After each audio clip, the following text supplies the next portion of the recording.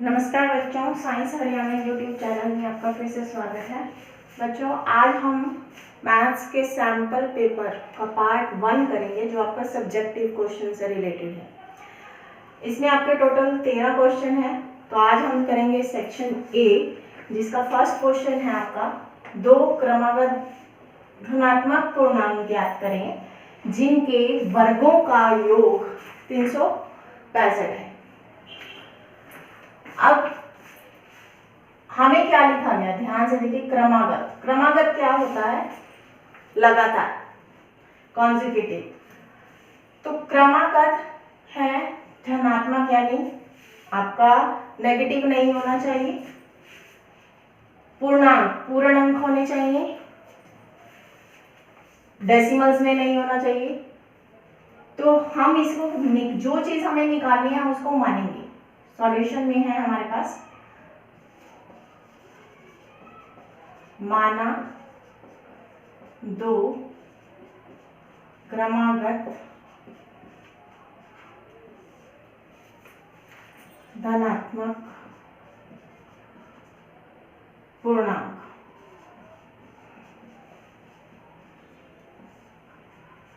एक x माना, जैसे कोई है क्रमागत, एक जैसे 2 है तो नेक्स्ट क्या हो गया 3, क्रमागत लगातार। तो इसमें भी वही x + 1। अब हमें क्या कहा गया, जिनके वर्गों का योग, वर्ग। तो हम यहां सीधा लिख देंगे प्रश्नानुसार, अकॉर्डिंग टू क्वेश्चन क्या आ जाएगा हमारा, x का वर्ग फिर x + 1 का वर्ग और इक्वल टू में क्या आएगा 365, जो दिया हुआ है हमें स्टेटमेंट में। x का वर्ग सेम, x + 1 का वर्ग, दो संख्याएं हैं a b। अब बच्चों आपको पता है कि a + b का वर्ग क्या होता है। a + b का वर्ग क्या है, a + b का वर्ग a² + b² + 2ab। यहाँ a क्या है x और b क्या है 1। x का वर्ग x², 1 का स्क्वायर, 2 × ab। a क्या है x, b क्या है 1, इक्वल टू 365। उसके बाद ये क्या है, दोनों x²। जब कोई भी नंबर नहीं लिखा हुआ x² के साथ, इसका मतलब 1, ये भी 1, 1 + 1 2। तो यहाँ आप सीधा क्या लिख देंगे 2x²। उसके बाद 1 का वर्ग, 1² क्या होता है बच्चों, 1 × 1। 1 को 1 से मल्टीप्लाई करेंगे तो क्या आ जाएगा 1। 2 × x 2x, 2x को 1 से करेंगे क्या आएगा, वही 2x, इक्वल टू 365। उसके बाद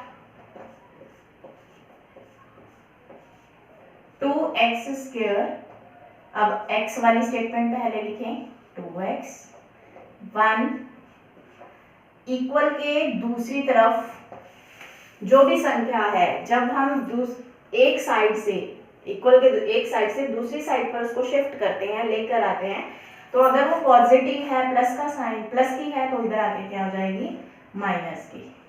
जब इक्वल, अब हमने 1 को इधर लिखा था, बीच में था वो अलग से लिखा था इससे, लेकिन साइड वही थी तो उसका साइन चेंज नहीं करेंगे, 0। उसके बाद 2x² + 2x। अब ये दोनों इकट्ठे हैं, एक 1 है, ये -365, प्लस का है, ये माइनस का, प्लस माइनस माइनस, तो 365 - 1 करेंगे 364। लेकिन इसमें निशान कौन सा आएगा, माइनस का। क्यों आएगा, क्योंकि 365 से पहले माइनस का निशान है, 365 माइनस वाला है, तो बड़ी संख्या के साथ वाला निशान आता है। उसके बाद इक्वल टू क्या आ जाएगा 0। अब यहाँ 2 है, ये भी सम संख्या है, तो दोनों में, तीनों में 2 कॉमन आ रहा है, 2 common, x square plus x minus 364 को 2 से भाग करें, 2 एकम 2, 2 तिये, यहाँ से 1 बच गया, 2 आठे 16, 2 दूनी 4, यानी 182 इक्वल टू 0। उसके बाद आपका 2 कॉमन है, 2 कॉमन है तो ये उधर जाके क्या बन जाएगा, 0 के नीचे आ जाएगा, और 0 के नीचे 0 को किसी भी संख्या से डिवाइड करें वो क्या हो जाता है, 0। तो ये आपका आ गया 0। अब हमारे पास जो है x square plus x minus 182 equal to 0। अब हमने इसके गुणनखंड बनाने हैं, तो बच्चों गुणनखंड कैसे बनाएंगे, 182 सम संख्या है 2 9 1, उसके बाद 3 पर जाता है 17, अब 17 किसी पर नहीं जाता 1, तो आपके पास क्या हो गया,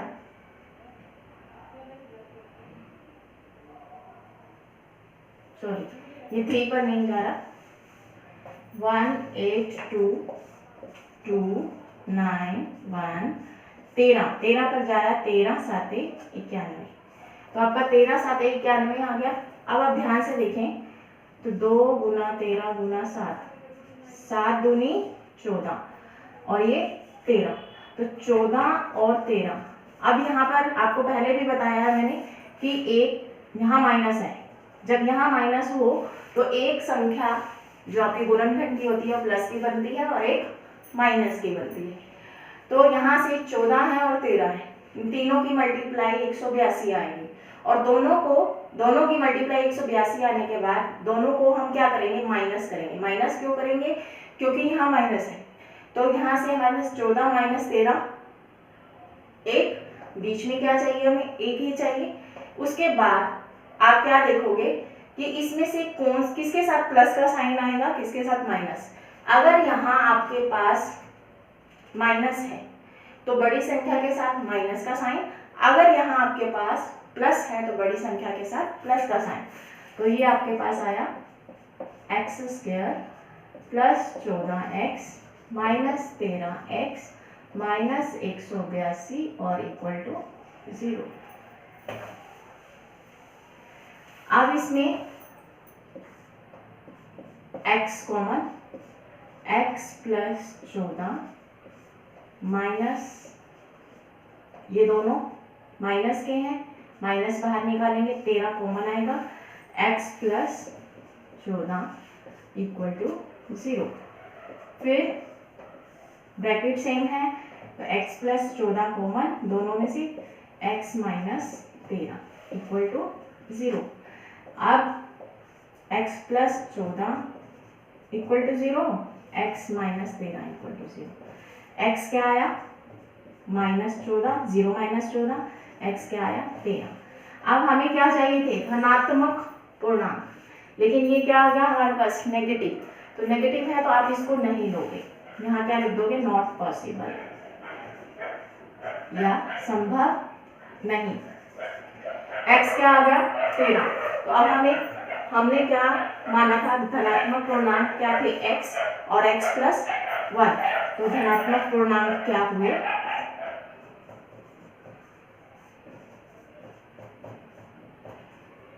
तेरह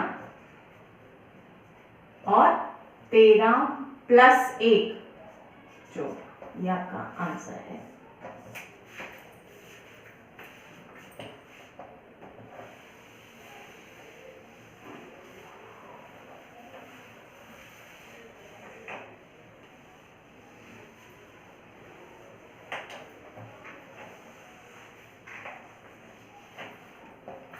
नेक्स्ट है बच्चों, सेकंड क्वेश्चन है आपका, यदि बिंदु 6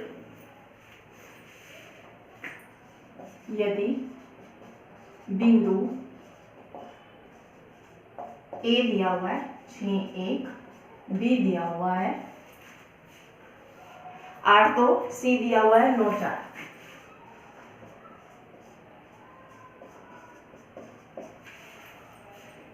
और डी, P3, डी दिया हुआ है और डी है P3,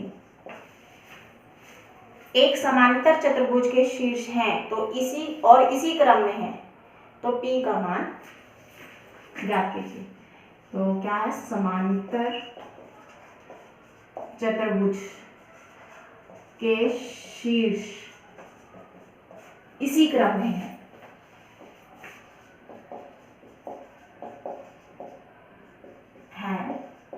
तो P का मान ज्ञात करें।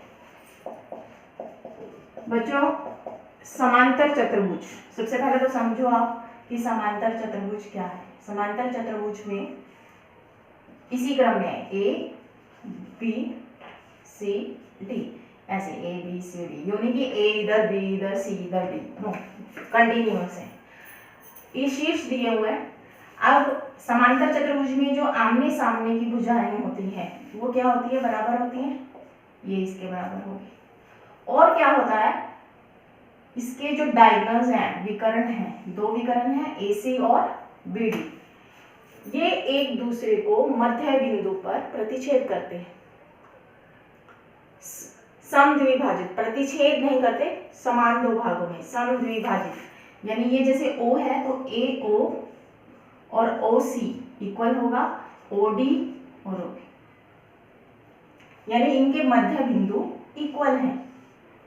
तो आप क्या करोगे, आपके पास देखो A के शीर्ष दिए हुए हैं 6 1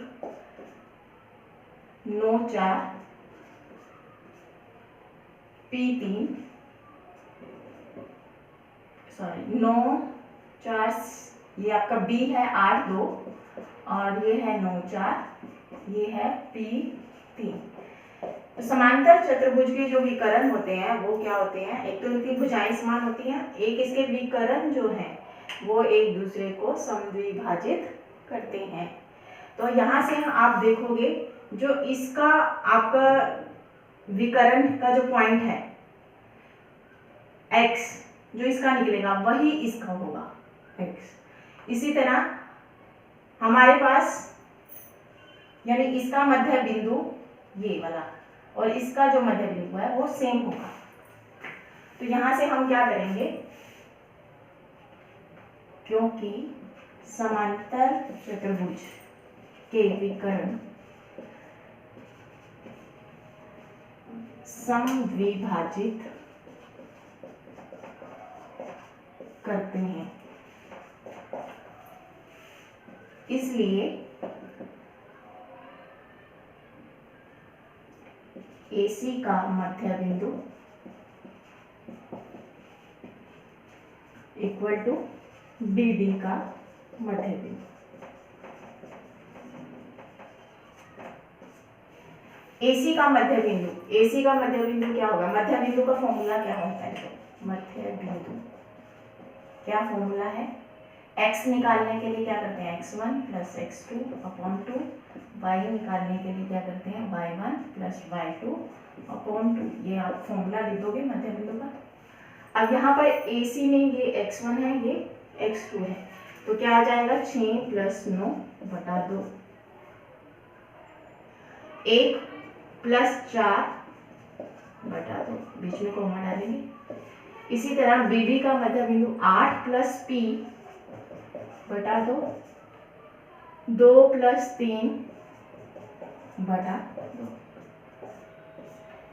15 बटा 2, 5 बटा 2, 8 प्लस P बटा 2, 5 बटा 2। ये देखो बच्चों, आपका y तो सेम है ही, अब हमें क्या निकालना है P, तो x इक्वल रखेंगे 15 बटा 2, 8 प्लस P बटा 2। यहाँ से आप डायरेक्ट 2 से 2 काट सकते हो या क्रॉस मल्टीप्लाई करके करोगे, तो ये आपका क्या आ जाएगा 15 गुना 2 और ये 2 मल्टीप्लाई करेंगे 8 प्लस P, 2 से 2 कैंसिल कर दो, 15 माइनस 8 इधर आके क्या बन गया माइनस का P क्या आ गया आपका 7। आपका बच्चों P की जो वैल्यू है वो क्या है 7, यानी ये आपका आंसर है। ये आपका सेकेंड क्वेश्चन हुआ।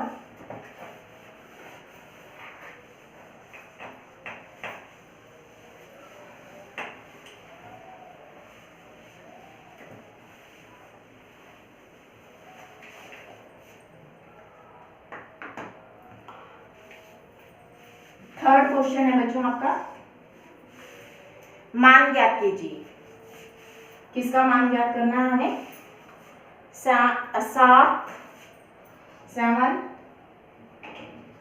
Sign square 30 degree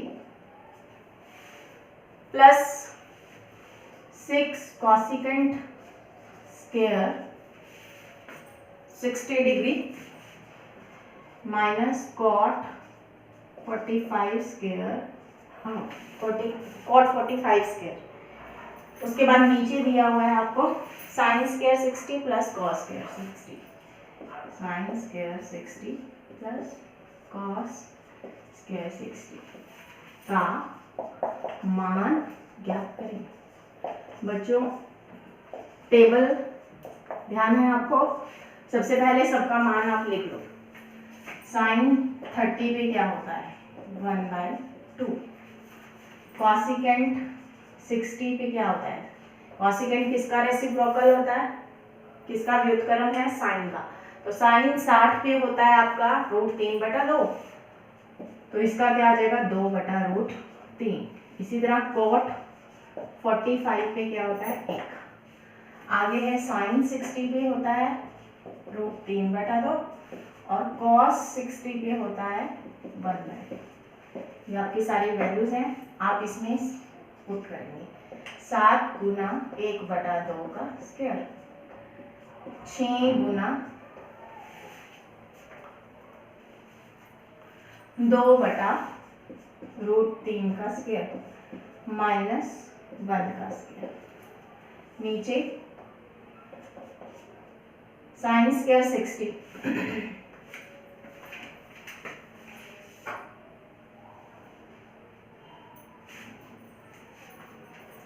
sine square 60 कितना आ जाएगा आपका? √3/2 का स्क्वायर प्लस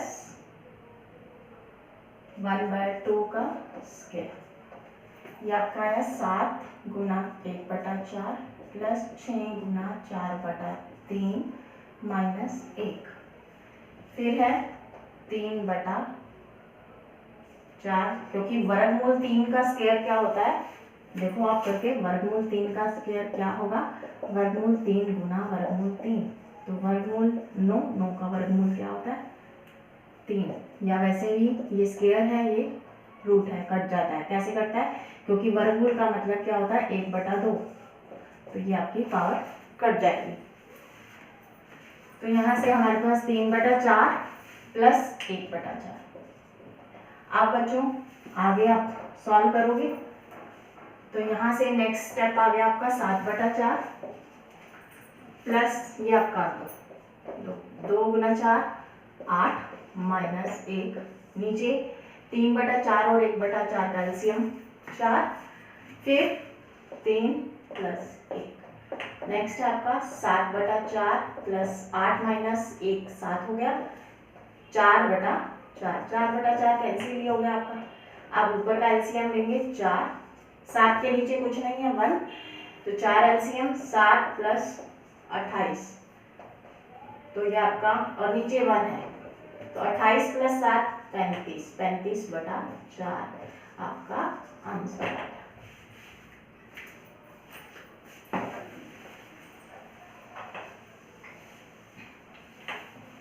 तो बच्चों आपके ये 3 क्वेश्चन हुए सब्जेक्टिव के सेक्शन ए के। तो नेक्स्ट 2 क्वेश्चन के लिए हम मिलते हैं अगली वीडियो में। तो नेक्स्ट 4th क्वेश्चन हम करेंगे नेक्स्ट में। तब तक के लिए नमस्कार।